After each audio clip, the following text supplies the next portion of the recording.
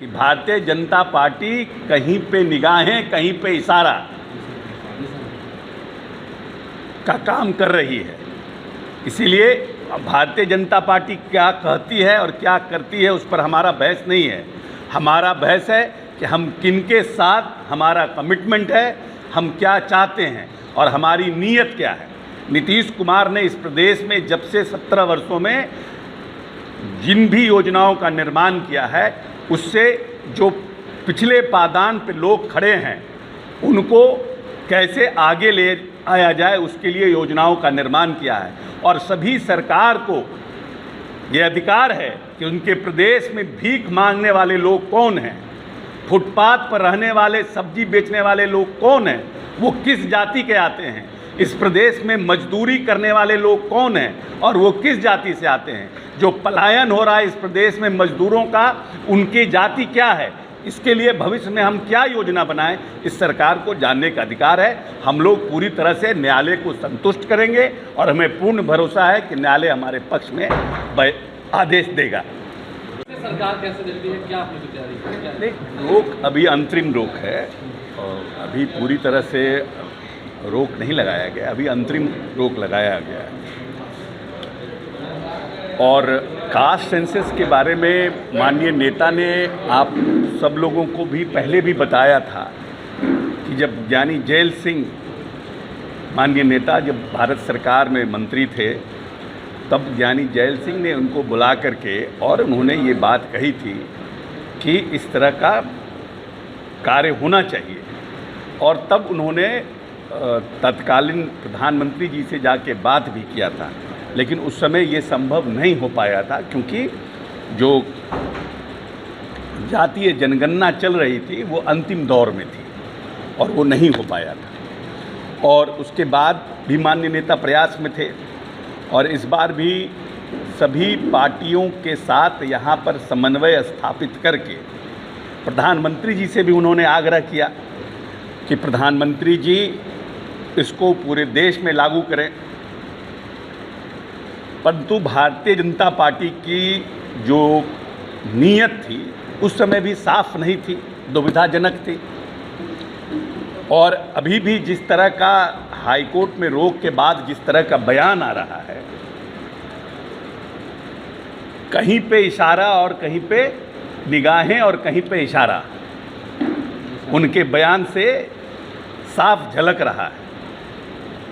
हम लोग जो दलित पिछड़ी जाति के लोग हैं, ये प्रदेश पूरे देश में सबसे हाईली पॉपुलेटेड, सबसे ज़्यादा जनसंख्या वाला प्रदेश है क्षेत्रफल के हिसाब से।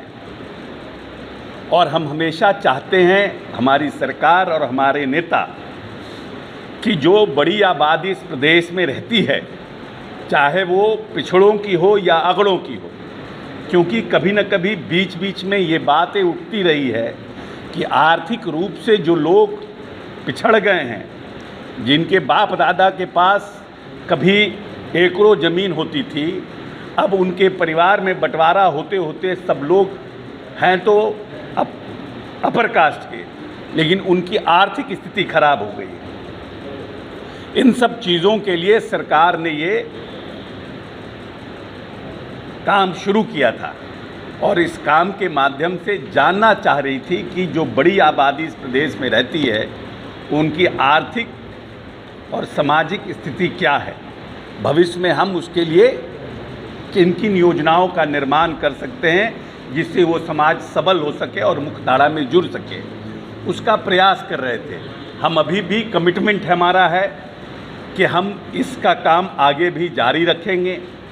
हम लोग सरकार पूरे जो आदेश हुआ है, इंटरिम जो ऑर्डर हुआ है हाई कोर्ट का, उसको समझ रही है, उस पर बैठकें हो रही है और निश्चित रूप से इस पर कोई न कोई रास्ता, मजबूत रास्ता कैसे निकले, इसका निर्णय सरकार करेगी और हाई कोर्ट में भी मजबूती से अपनी बातों को रखेगी। जो लोग साजिश कर रहे हैं पर्दे के पीछे से, उनकी साजिशें नाकाम होगी, क्योंकि एक बड़ी आबादी इस प्रदेश में इसके पक्ष में है कि ये जो नीतीश कुमार ने जो काम शुरू किया है ये काम होना चाहिए और सरकार मानती है कि हम अपने प्रदेश के लोगों के हित के लिए योजना बनाने के लिए ये काम अत्यंत आवश्यक है। बीजेपी का विपक्षी एकता को लेकर लगातार काम कर रहा है।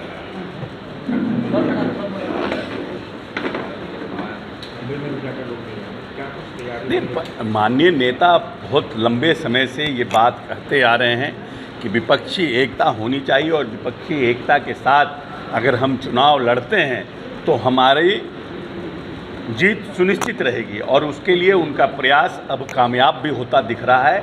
बहुत से लोग, बहुत से साथी विपक्षी दल के सब लोग इस पक्ष में आ रहे हैं कि विपक्षी एकता की ज़रूरत है और हम लोग साथ में आएंगे।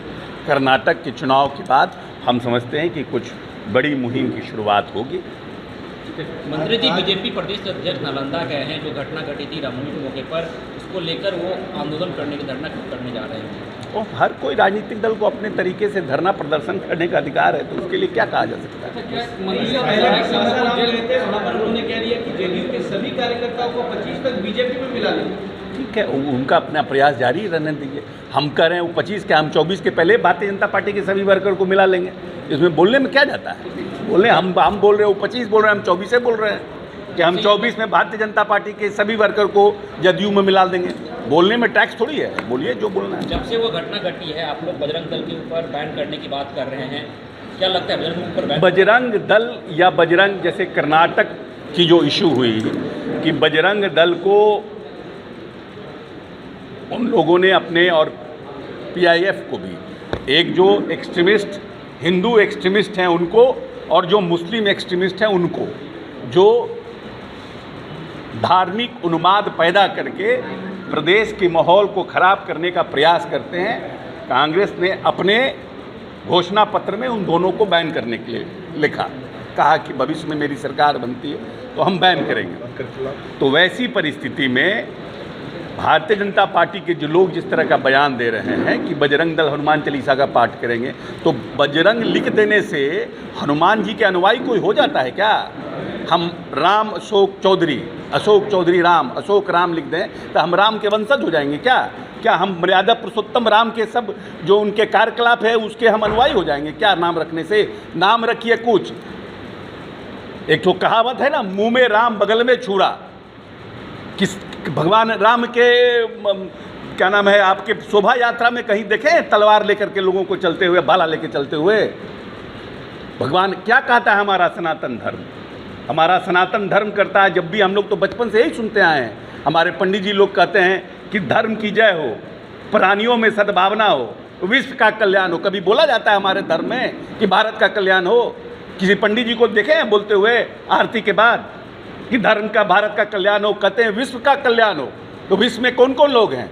सब जाति धर्म के लोग हैं। और कहते हैं धर्म का, कहाँ कहते हैं सनातन धर्म का कल्याण हो, हिंदू धर्म का कल्याण हो, धर्म की जय हो, अधर्म का नाश हो, प्राणियों में सद्भावना हो, विश्व का कल्याण हो। ये सब पखंडी लोग हैं। बैन करेंगे आप? हम कह रहे थे ये सब पखंडी लोग हैं। अगर इन लोगों का दशा इसी टाइप का रहेगा और जनता हम लोगों के साथ रहेगी तो इन सब का जवाब दिया जाएगा।